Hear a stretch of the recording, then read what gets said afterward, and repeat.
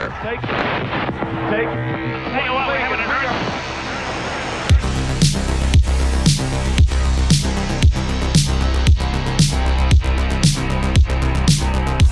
Just 1 week ago, we, you, the city, and all the communities around it were shaken by a truly powerful force.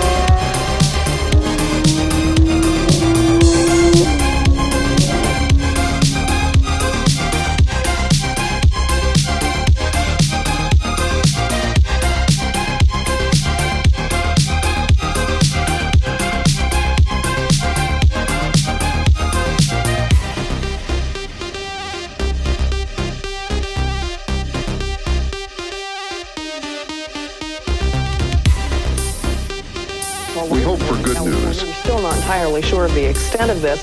But the news only got worse.